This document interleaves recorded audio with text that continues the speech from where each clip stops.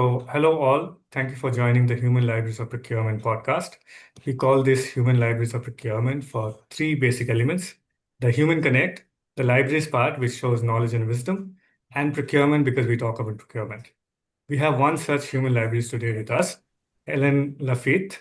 Helene, thank you for doing this. How are you doing today? I'm fine, thank you. Thank you for having me.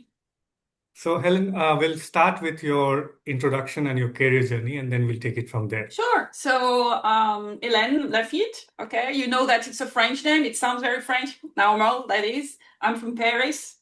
I'm an engineer by training. I started my career in gas distribution and technically operations, quality management, team management. And then I moved to R&D. I even have a patent attached to my name. Can you believe that? Wow. Absolutely nothing to do with procurement. Then it was on concrete. I know that sounds weird, but that if you think about my career, it's logical. And then I moved to a center of excellence, and I was a process owner for grid construction. So I worked on policies, processes, training, system, everything within that. And at that time, I worked as a procurement prescriber. And so that's where I started working with procurement. In particular, co-designed a performance system that was linked to the tender system, where providers with good grades would get a pricing advantage during the bids. That's where my connection with procurement really started. And then I left Engie. I was working for Engie. Then I moved to the US. I did an MBA, and I completely reinvented my professional life. And that's when I founded Consulting Quest. So it was 12 years ago. And the idea behind Consulting Quest is to help people to buy consulting in a better way. And it's not pure only procurement. Procurement is one of the levers that we use to help them do better with consulting. But this is really the main one. So that's why we publish a lot and we discuss a lot about procurement for consulting services. And a few years back, we wrote a book on that topic, a book that's called Smart Consulting Sourcing. It's a guide that is meant to be practical in helping people understand exactly what I did, how much working with consultant goes beyond just buying, but also thinking about why do I buy consulting? Do I buy that for the right reason? Do I buy correctly? Do I manage my project correctly? Do I get the best of the consulting?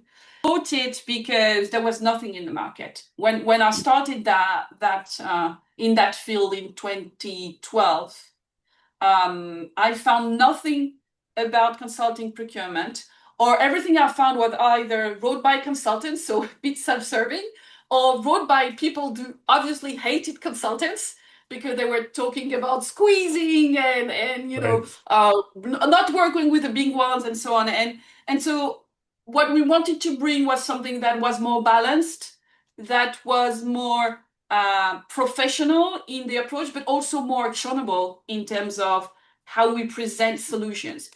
And from the book, we moved to the podcast. So the podcast, Smart Consulting Sourcing, is pretty much the continuation of the book, but in bite-sized thought leadership, and also more approachable to stay current, because digitalization hit us in between, and AI and all those things that are affecting both consulting and procurement.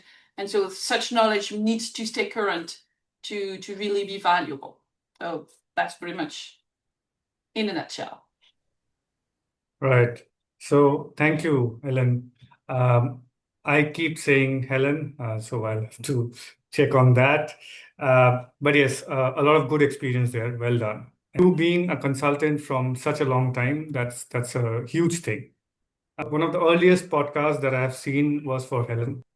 Before I move on, there is a disclaimer that I need to say that although it is not very applicable for Helen's case, but we are not representing any company here because we have experience and Helen has worked in places. Some names might come out, but we are not representing any company as such. And then I have a write-up for Helen. So I'll just read it out. So this is the intro that I got for Helen. Helen is the founder and CEO of Consulting Quest, the global leaders in consulting, sourcing, and performance improvement. She is the author of Smart Consulting Sourcing, as she mentioned.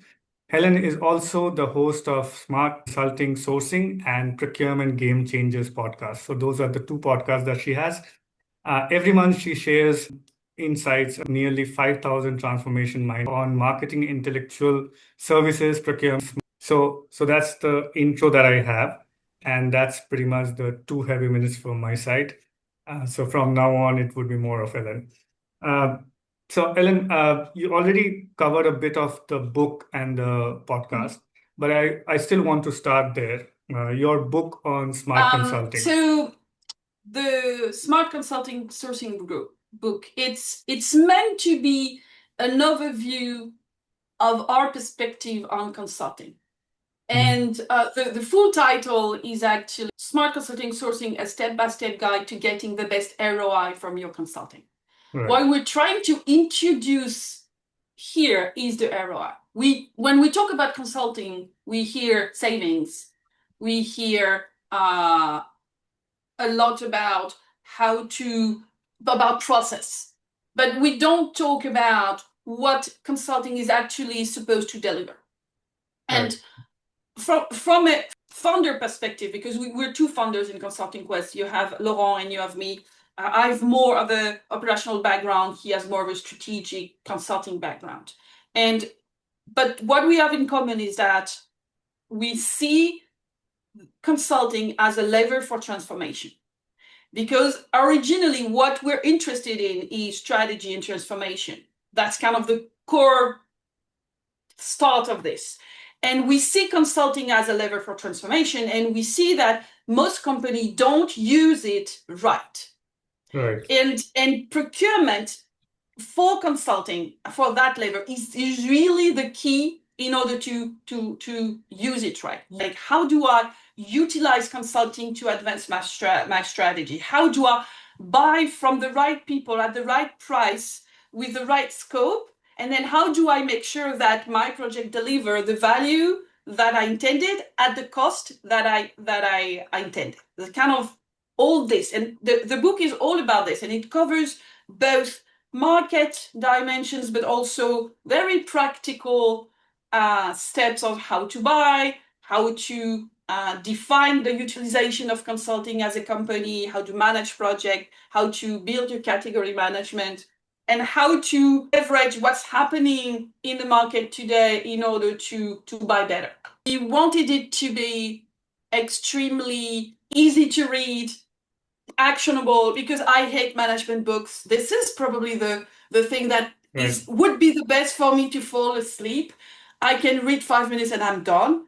And I always feel like it's a lot of conceptual thinking, but at the end, there's nothing that you can do with it. So we really try to do something that is the opposite of that. So you need to go through conceptual parts at some point, but we always try to bring some, takeaways, advice, practical points that can be put in place when you read it, and not only, oh, this is what you should do, and then that's it, deal with it. That's kind of the worst thing. And so I have many, many other chapters that were never published, actually.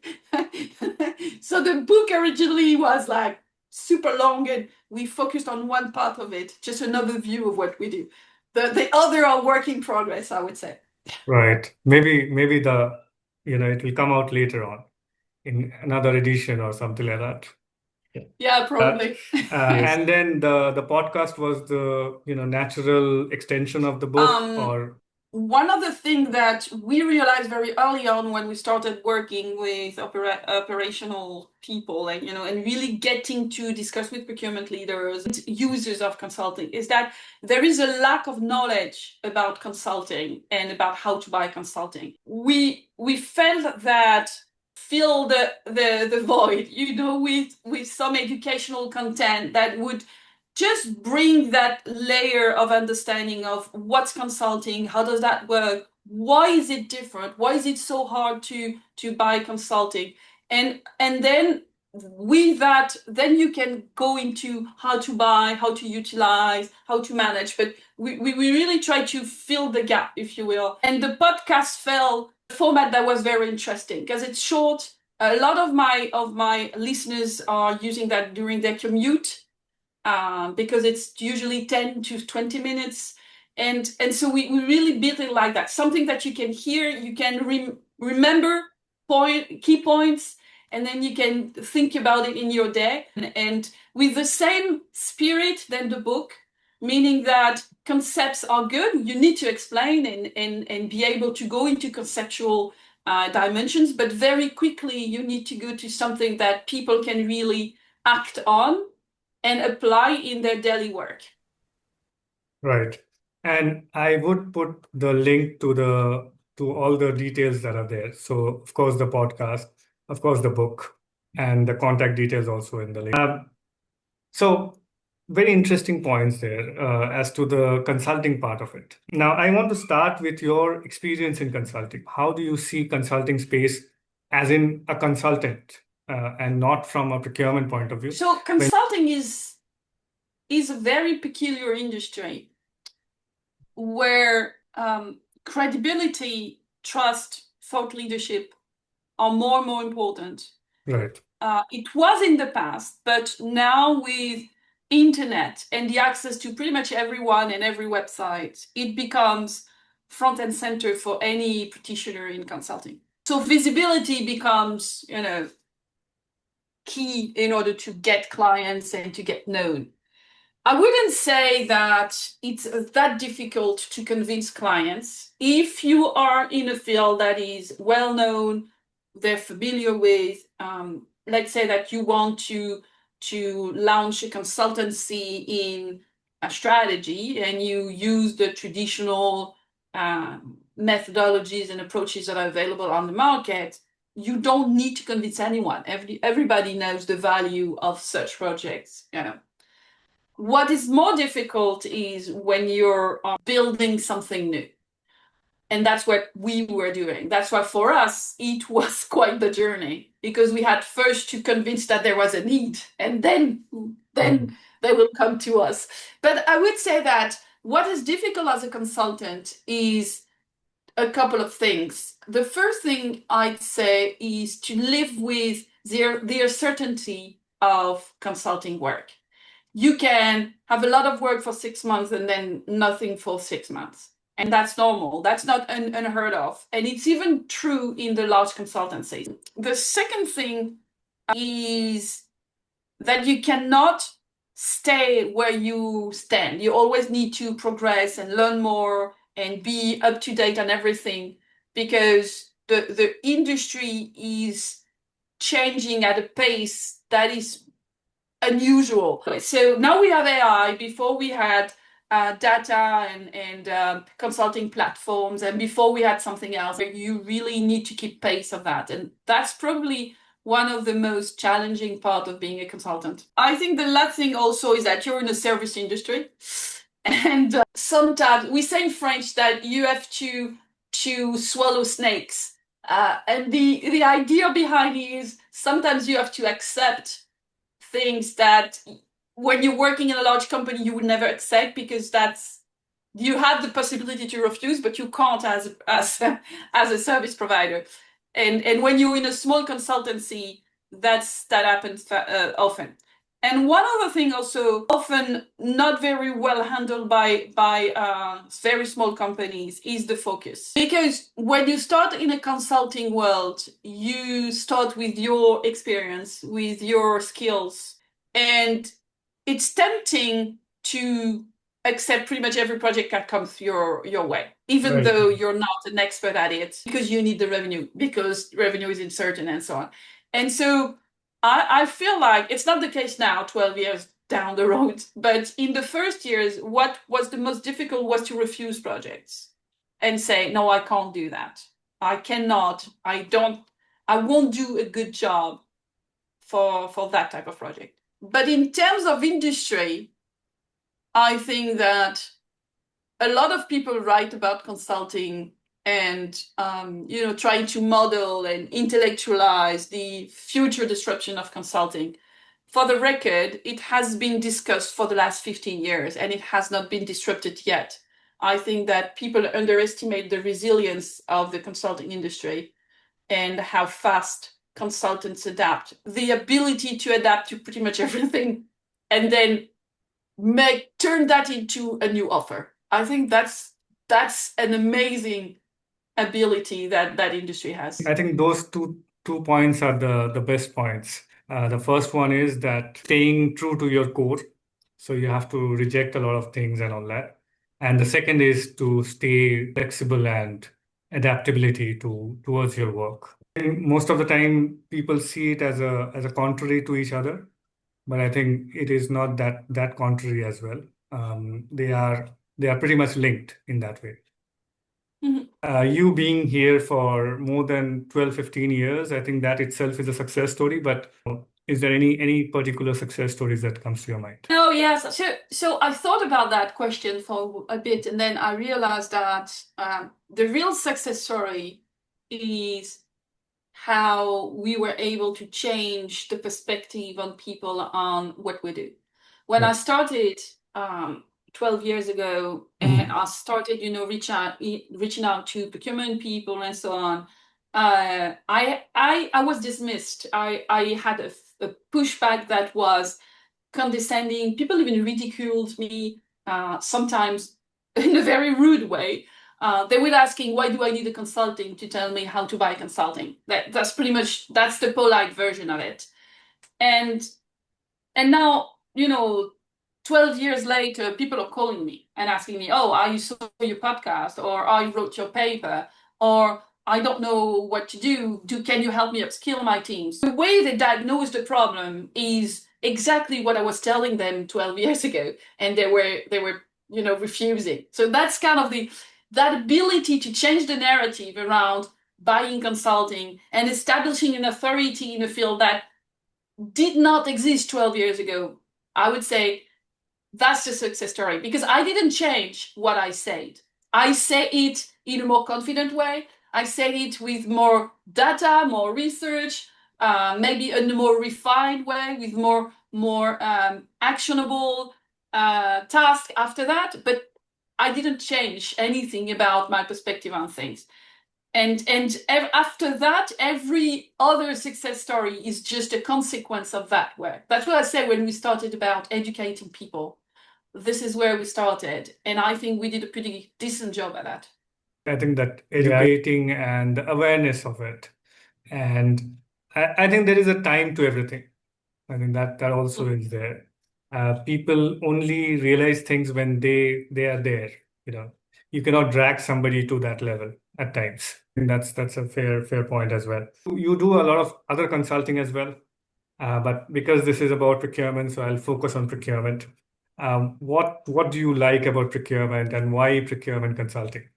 What I like about procurement is that it allows me to meet a lot of people inside organizations.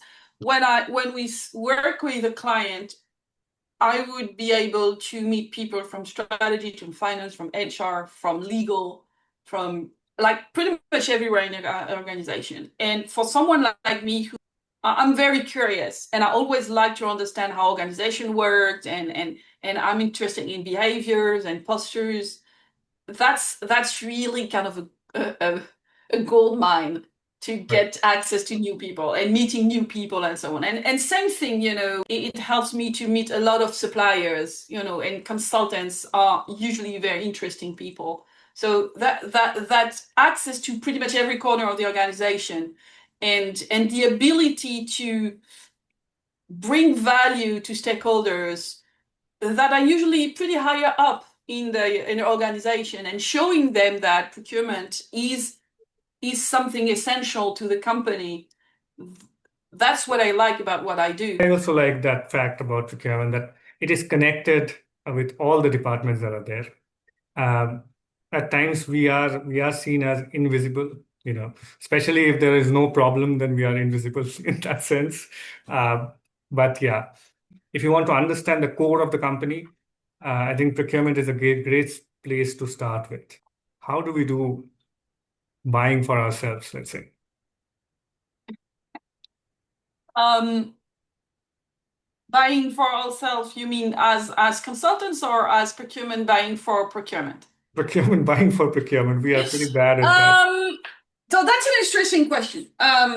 The difficulty when buying consulting as a procurement function is not procurement per se, because procurement is procurement. Whatever service you're buying, it's the same.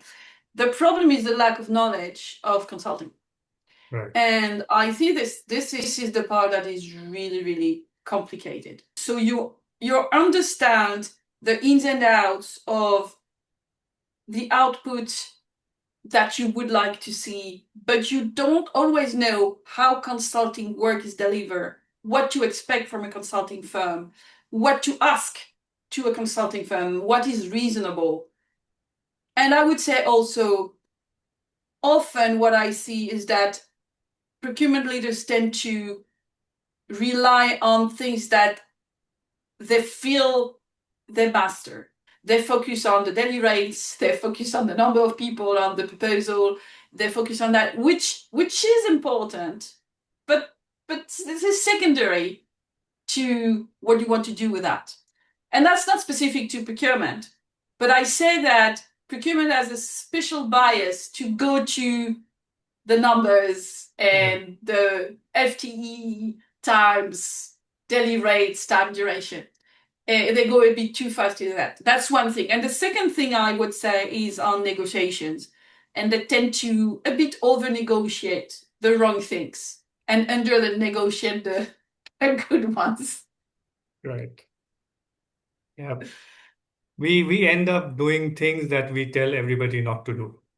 So we keep telling people that, savings is not the only thing. You should look at values. Consulting is intangible. Hmm. That's the key. So Right. measuring or formulating the value that you want from it, that's the hard part. As I said, this is one of the hardest place to be. And all credit to you that you have survived for so long. From a procurement point of view also, we will need to have better data, we'll need to have better consultants, we'll need to have our own systems ready and all that. So procurement needs a lot of consulting and ideas coming from outside. How do you see that we can change this dynamics between consultants and procurement and There is one obstacle that I see often for procurement teams. Well, I say two. The first one is budget. So what we see is that very often procurement teams don't have a consulting budget. Therefore, Right. they don't buy consultants. They learn how to live without. And I think that's a huge mistake like organizations are doing, is that they tend to renew budget from year to year. You had X last year, you'll have X minus 5% next year. And that's absolutely the opposite of what you should do. From a pure strategic perspective, what you should look at in a given year is, what are the big things that I want to do in my organization in all the different departments, and therefore who would need more consulting support to achieve that transformation. Procurement has historically been a function that was very transactional, very disregarded, particularly in direct procurement. And so you don't see those budgets there. And so it's really, really hard for them to get them. So the second thing is consulting sells itself to procurement. Very often what we see are very operational projects, cost-saving projects. You need at some point to have an accelerator to deliver savings and synergies, and it's very important. But this is just the tip of the iceberg of what consulting can bring to procurement. You can transform completely a function from A to Z. You can redesign their operating model in order to better work with the region, have category manager systems that are working. You can do upskilling your teams, building from the ground a system where you train them and then you share best practices, and then you create a community of buyers that can, once the consultant is gone, continue to grow together.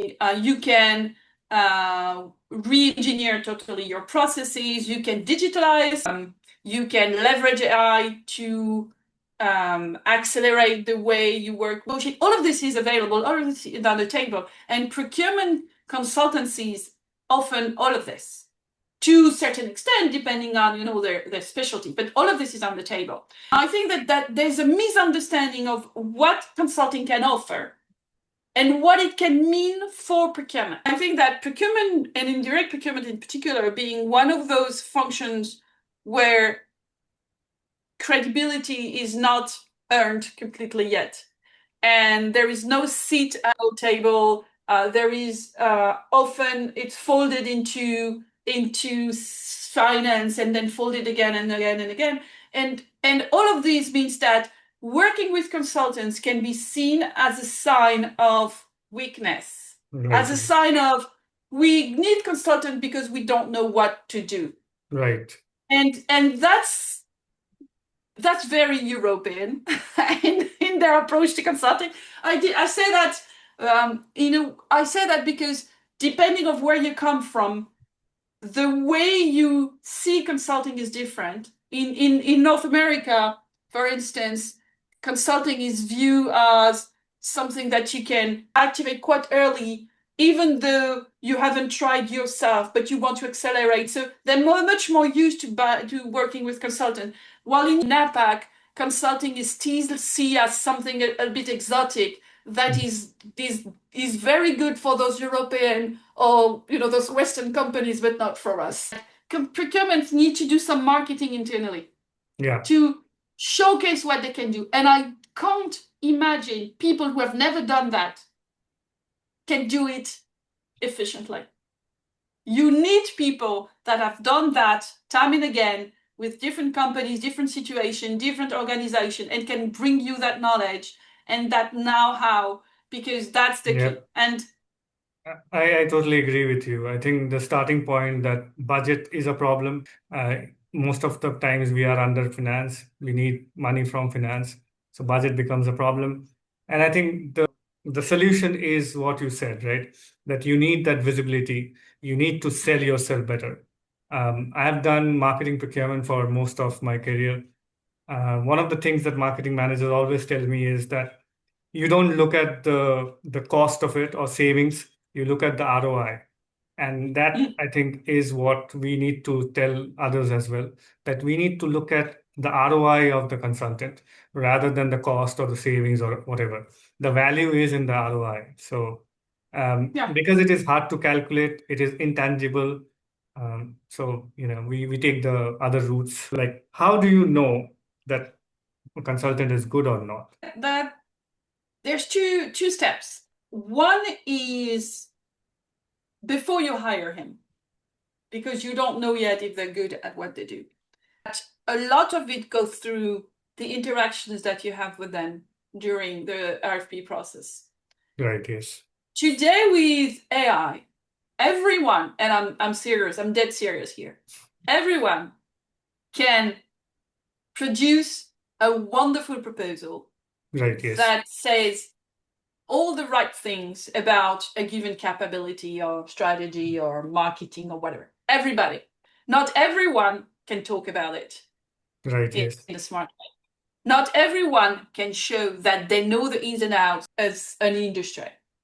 So what was before very based on the quality of the proposal becomes now very much interacting with the people during the pitch sessions and making sure that the people that are there know their stuff. Right. And that's kind of that's a big change. How do you assess that they know? Challenge them.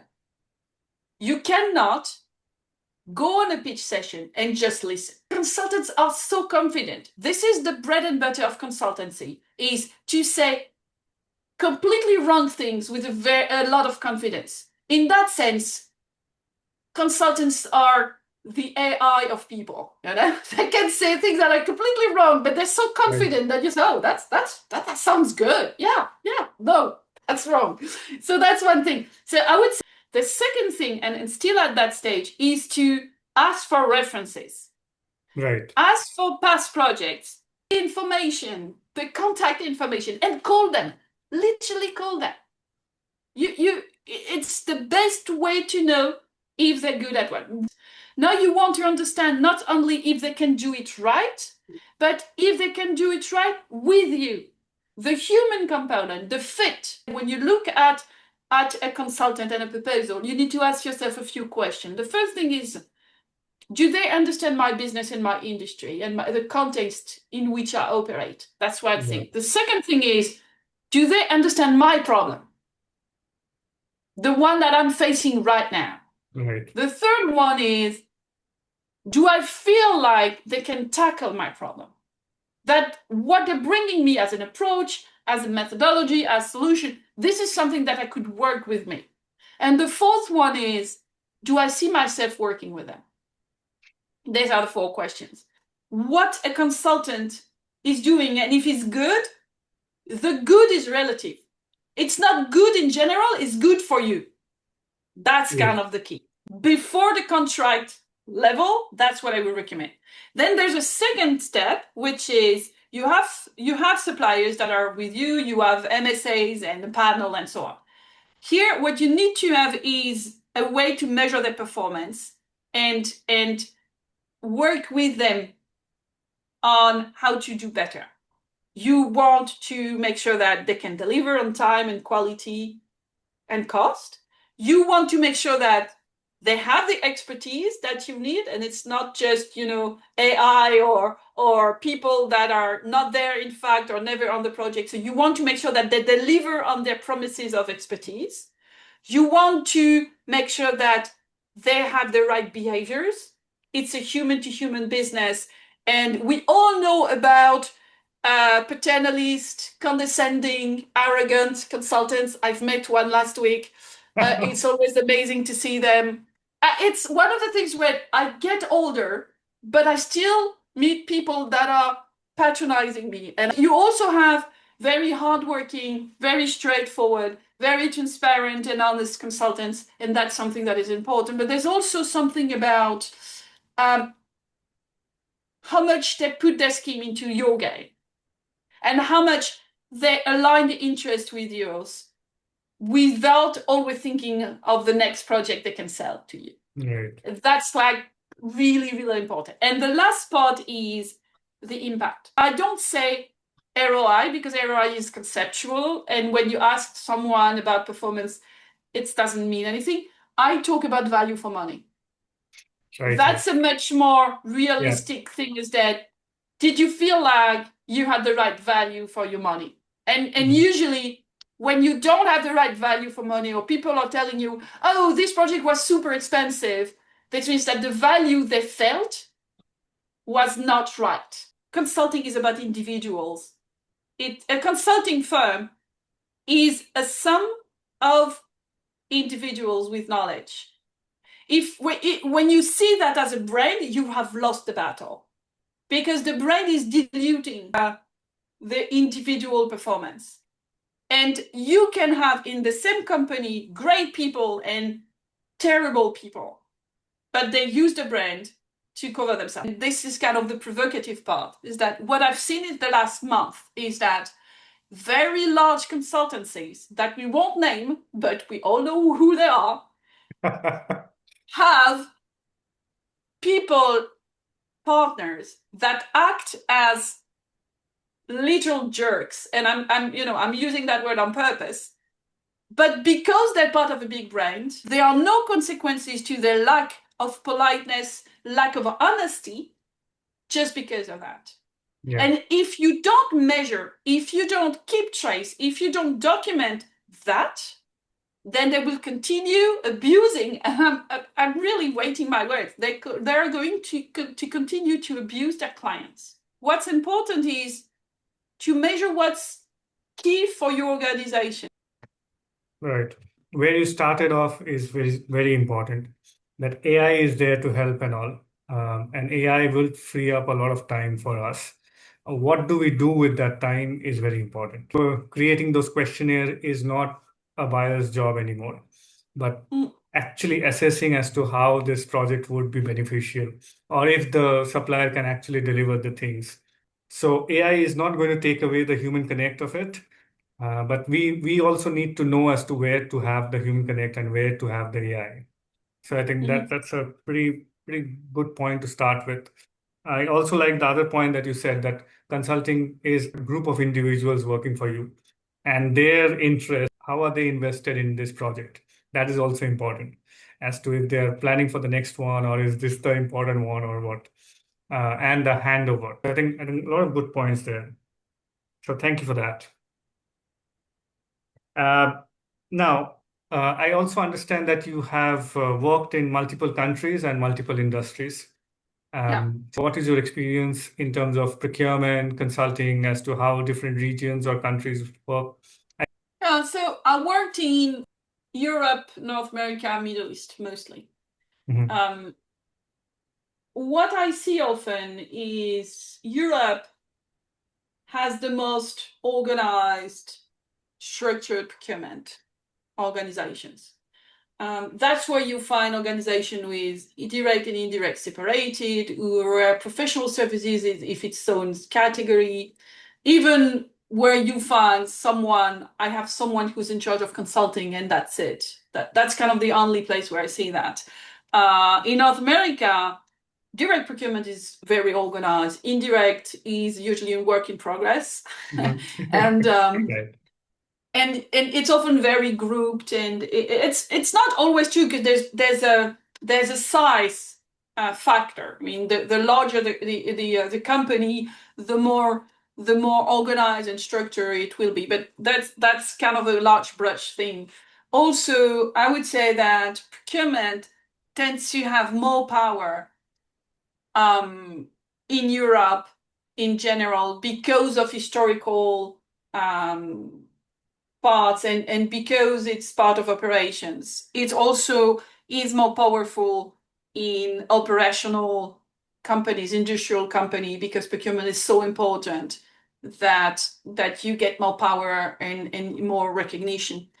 And then what I see in the Middle East is it's more the emerging procurement function Right, yes. that is getting very, very fast on track. And because they don't have a legacy, they tend to adopt best practices at a faster pace, which is pretty much it's very fun to see that where the company is headquartered. That's what will give you a little bit the tone of and the maturity of the procurement field. A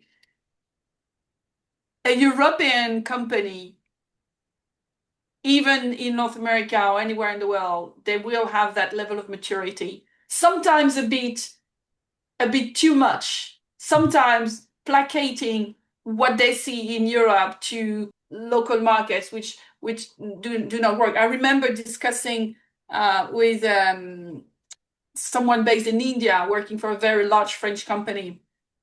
And they were saying, oh, we have all of this about ESG and so on, but here in India, all those concepts they're emerging, they're starting, but we're not absolutely not at the maturity of France or Germany. This is ridiculous. And so Now, I want to talk about certain concepts of procurement and consulting. And I think mhm. this is where it will get a little bit more interesting. Basic concept, which we start from, the make or buy concept. How do you explain a make or buy concept? If you look at from an intellectual service perspective, right, because that's pretty much my field, it's deciding if a given project can be done internally with internal resources, either part of the daily work or with a special group that can be either an internal consulting group or a center of excellence. Many companies have some PMO, project management offices and so on. So that's what would be the make. And the other option is to buy, meaning that you go to external services and you buy from a service provider that will do the work for you. In consulting, the equation is a bit more complicated than that. Yeah. The internal versus external is just two of the options. and you have everything in between. The way the professional services in general has evolved in the past years is that the value chain that was before just one block where consultants were doing everything has exploded into a myriad of small companies and small markets. You have market research that is available directly. You have expert networks that are available more directly. You have freelancers. You have all of this. So it means that what was before a choice between I do it or I externalize to consultants have a lot of hybrid choices in the middle, which is I can do a part inside and externalize the rest with consultant. I could do inside and buy from a market research company, etc. So all of this is now mixed. So make or buy in consulting is one of the most powerful levers in terms of optimizing the spend, and one of the most overlooked because it requires to have access to project very early on before they're even sourced, which is very rarely the case for procurement. And it requires a knowledge of the market that most companies don't have. For me, it's something that is extremely linked to demand management. It means that you cannot say how I'm going to source something, how I'm going to deliver a project without asking yourself, do I really need that project? Right. Is it really necessary? Yeah. Is it not a nice to have? And then how do I deliver it? It's kind of a one and a two, but demand management and make or buy are key to optimize the spend and probably the levers that deliver the most value to an organization, and both in terms of savings and impact, because you only you can focus your projects, your money on the project that deliver the best ROI.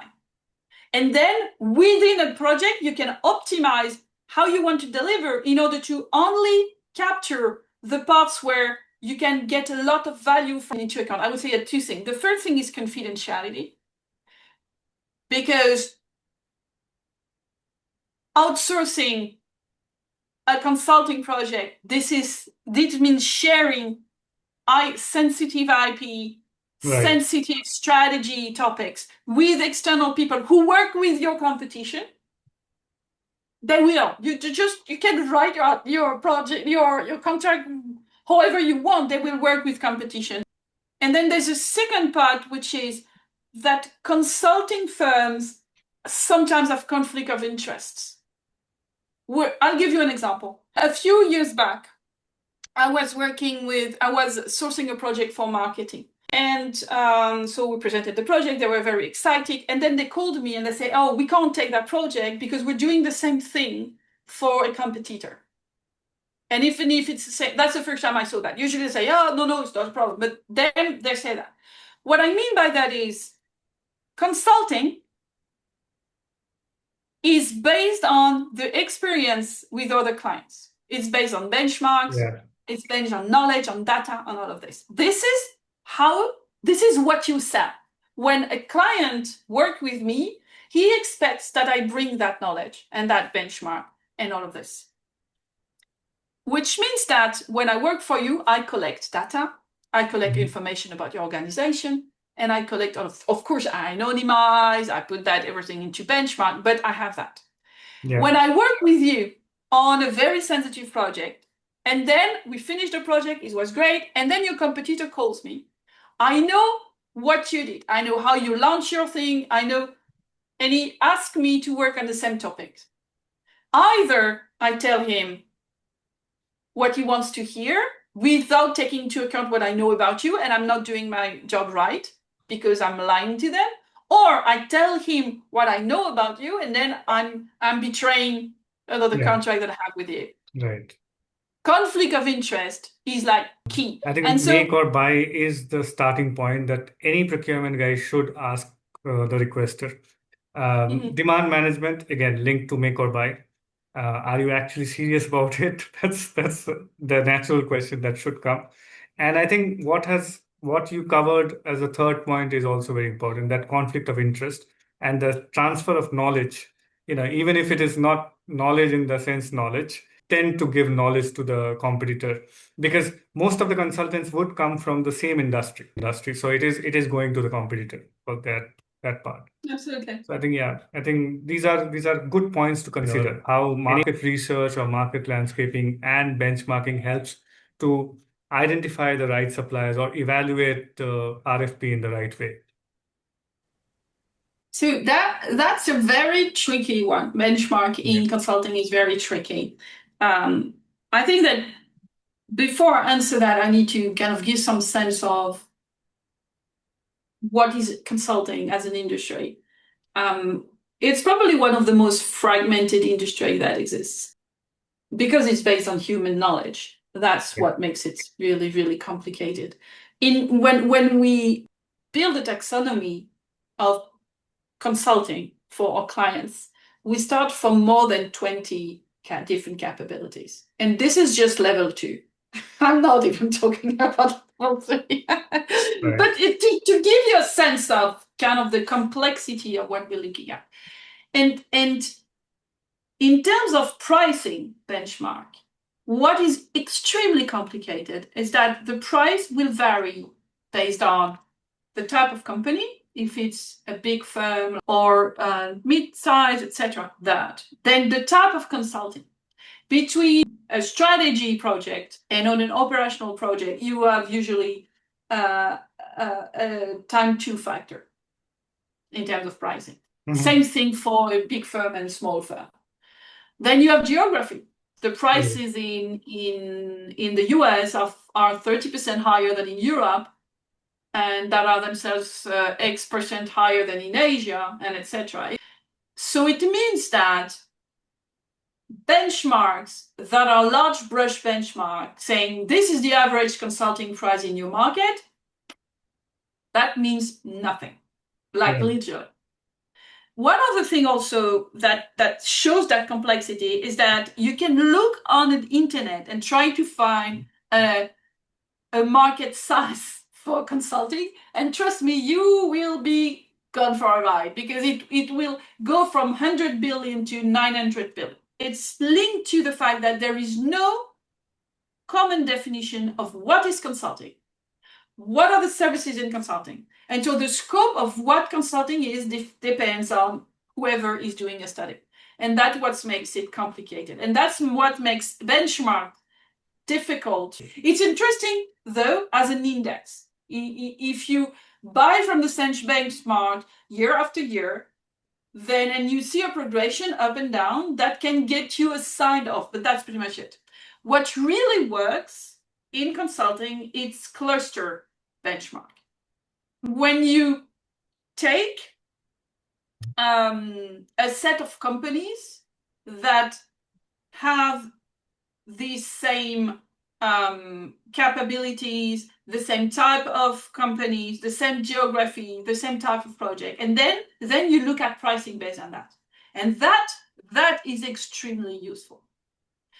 Knowing that this is just one dimension. You can either compare daily rates from an MSA that are pretty much catalog rates, and then you can compare daily rates from projects that are the real life rates. And in between, you can have 20-30% discount. So, but they're still interesting.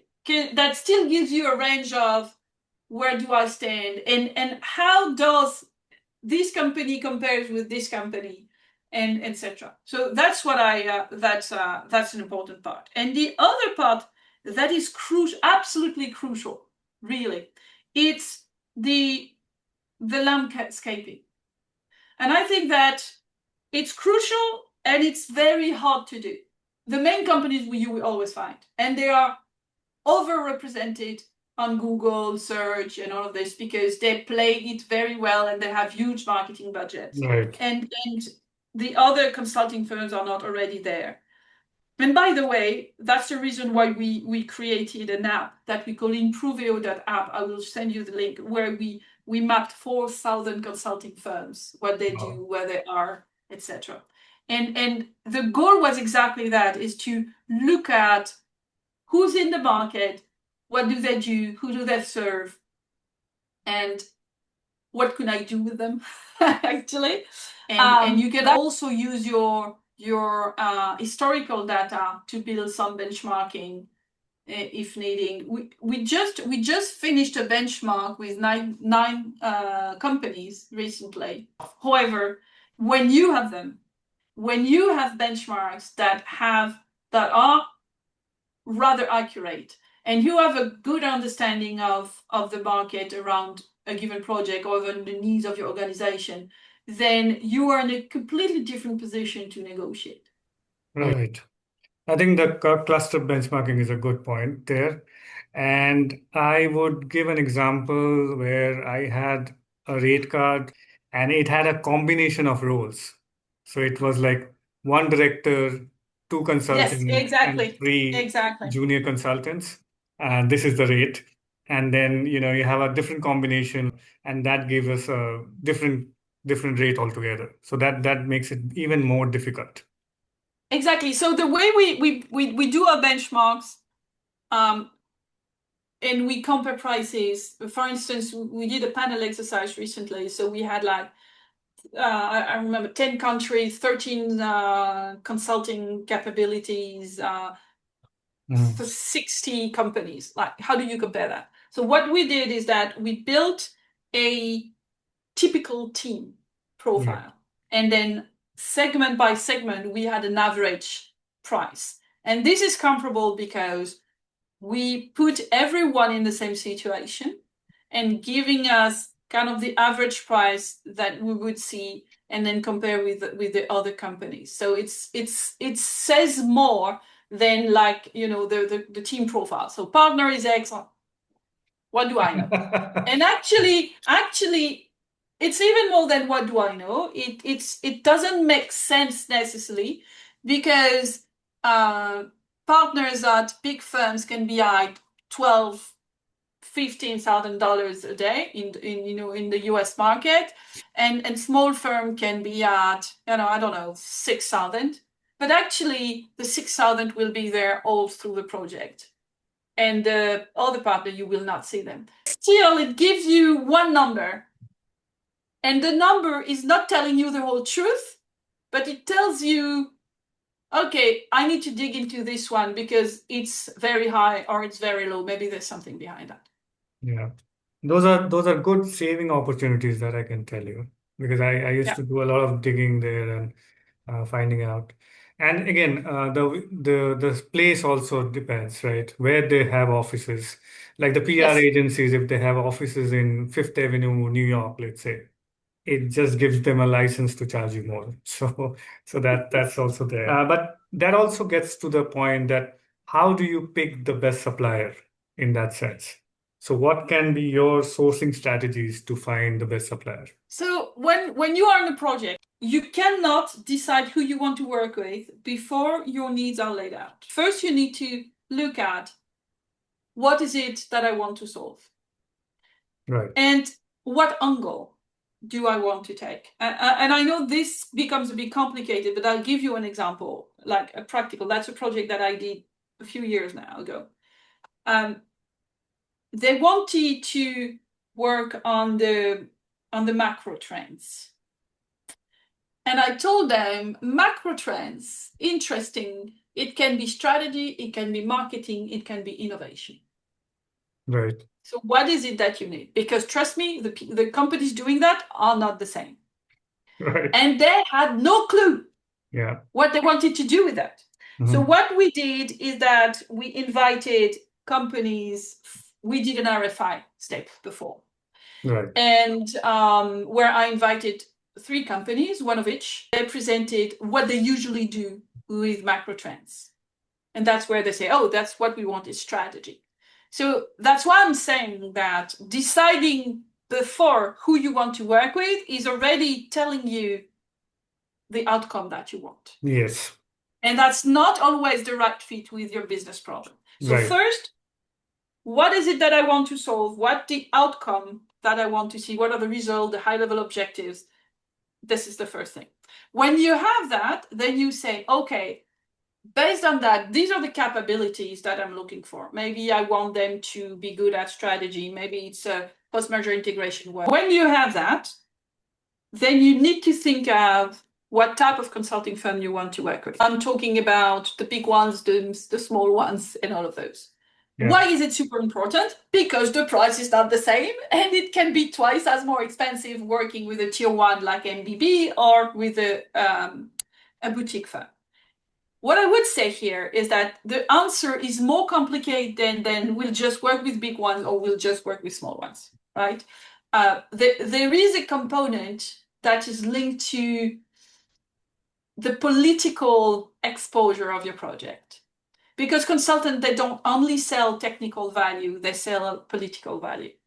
And if you could just like make a kind of stall pause here to explain what it is. When the COVID hit, in the first week of the COVID, I was there. I was a resident in New Jersey, and there was every day a briefing from Governor Cuomo from New York on TV, and I was watching that because, of course, like everyone, I was just stressed and wondering what was happening around. Right. And during his briefings, he was showing projections, and at the bottom there was a little thing saying that the projections were made by, I don't remember if it was McKinsey or BCG, but that was written like on the side literally. Right.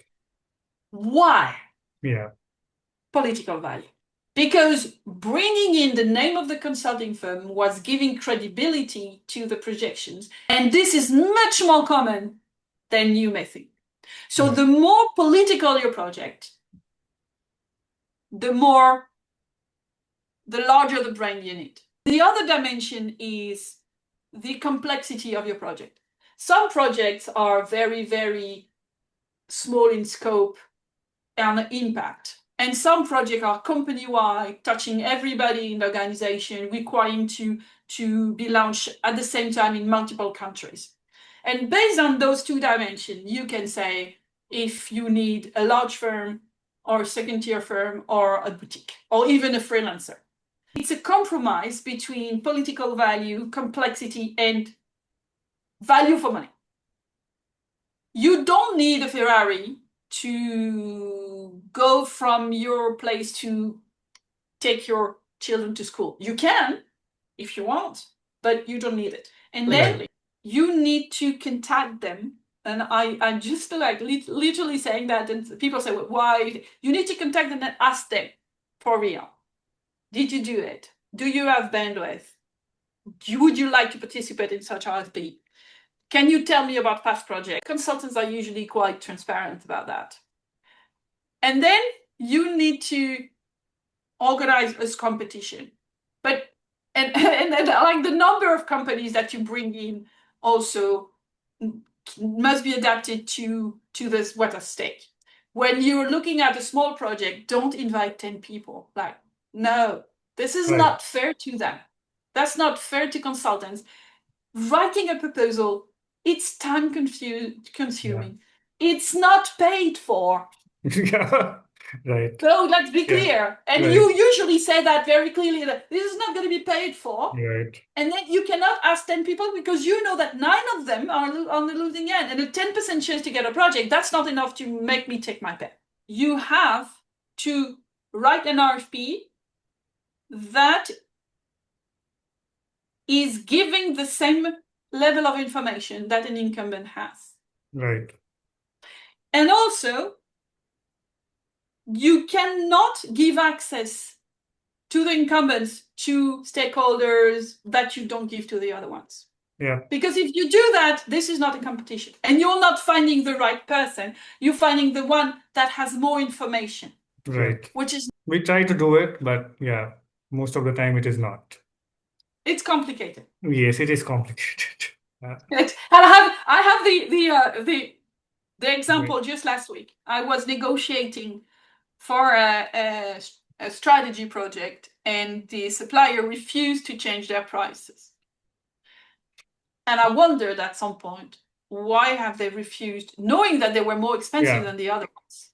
And they were chosen anyway. Why? Right. Because someone told them, and they were the incumbent. Yeah. And that's exactly what I'm saying, is that this is destroying both the purpose of the competition, but also the reputation of procurement. Having stakeholders finally consider that procurement is part of the same organization than them, and not just, troublemakers that are in the middle of what they want to do.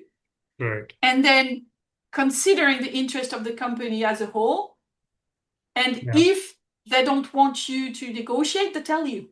You don't have a mandate, you don't go. One is That's procurement and savings. What are your views generally on procurement and savings? Okay. With consulting, saving is the natural consequences of doing the process right. When you do the process right, the value, the impact that you're aiming for is maintained and even optimized. And therefore, you have natural savings because you cut out all the nice to have that you don't need. So I don't see impact without savings or savings without impact. But savings is still front and center, right? In that thing. What is complicated with savings in consulting is how it's recognized. And I think that one of the main topics that we're facing with our clients is making their internal rules evolve in order to recognize the work that procurement is doing on consulting. It's true that projects are a one-off things and will not happen next year. The overall spend of consulting is usually stable across the years. So you can absolutely work on some recurrence on projects. So that in terms of savings recognition, there's a lot to be done in most organizations and how to recognize savings and therefore have procurement rewarded for the work that has been done. And I'm not even discussing about monetary rewards. I'm discussing about recognize for the work that was done, because most procurement people do their work well. But that's not recognized. So that's in the project that we do with our clients, our savings are usually about 20 to 40% versus the initial offers. And I think it comes from several things. It comes from the fact that it's a category that is not managed per se. There are category managers, but the fact that the stakeholder landscape is so scattered that there is no one single person accountable in the organization for the consulting spend, that the spend is not consolidated, all of this makes it very difficult to really manage the category as it should. And the lack of visibility on the pipeline, on the project for procurement, that is often brought quite late in the process. So it means that it's undermanaged, let's put it that way. And the potential is huge. The other element that explains that is also that consultants are quite comfortable at offering more than the client needs. And there is a phenomenon that's called asymmetrical information. One called George Akerlof. He got a Nobel Prize for that. He was explaining then when in a negotiation, one of the person negotiating has more information than the other, then you have asymmetrical information, then they have the upper hand in the discussion. And it has an impact on the way the client will react. And he was taking the example of the used cars. You know that when you buy a used car, you always think that the person selling you is trying to screw you. That's how you react. And so you kind of build your price the lowest. You say, oh, I want the lowest answer. So that those behaviors are results of the lack of information versus the car dealer who knows everything about the car. You have the same thing in consulting. The consultants, they know their craft in and out. And so they can tell you everything and anything. Unless you've been in consultancy yourself, you know nothing. And you may tend to trust them a tiny too much.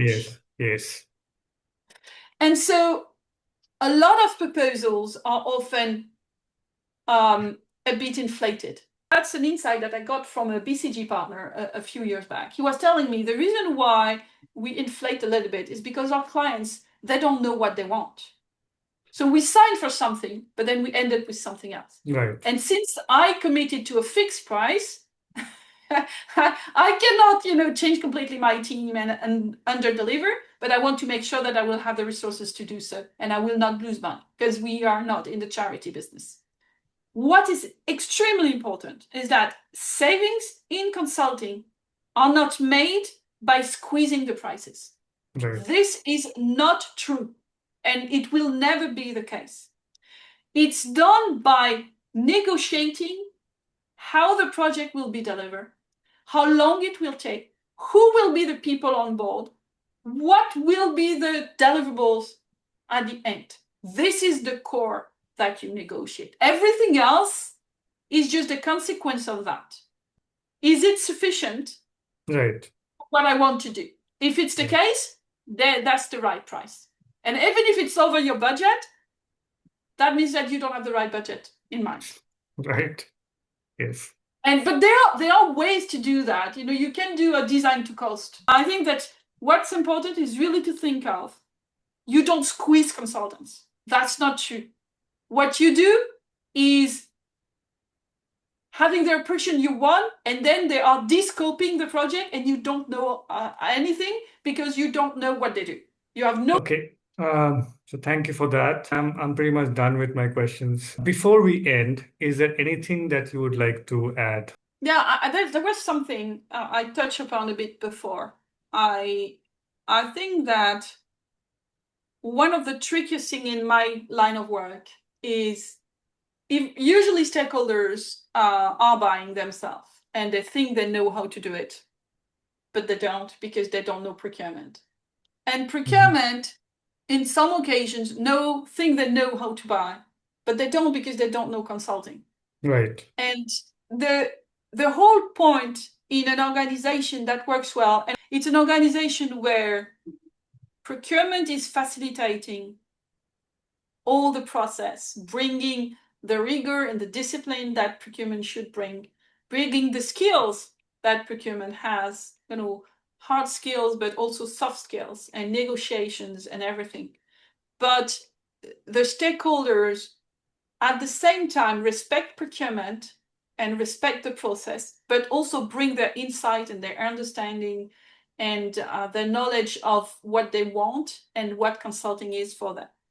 And when you have that, and it happens, you have organizations that are extremely efficient in buying consulting. But most of the time, that's not what happens. Yeah. Right. Fair point. Now, I would put the link to your podcast and the book and all that. Is there any other contact information that you would like to mention for anybody who would like to contact you for further discussions? I think that my LinkedIn is my main touch point. I think that's the best way to contact me. Okay, I'll put the LinkedIn profile as well in the comment section. Again, we covered a lot of good topics. We still had a lot of good topics listed, but couldn't cover for the lack of time but there is always a next time. And Ellen, thank you so much for this. It's been a learning experience for me. Thank you so much for your time. Thank you And for to having all me. That was who are listening, thank you for listening. Have a nice day then. Bye-bye. Right. If you like this video, please like and subscribe to the channel.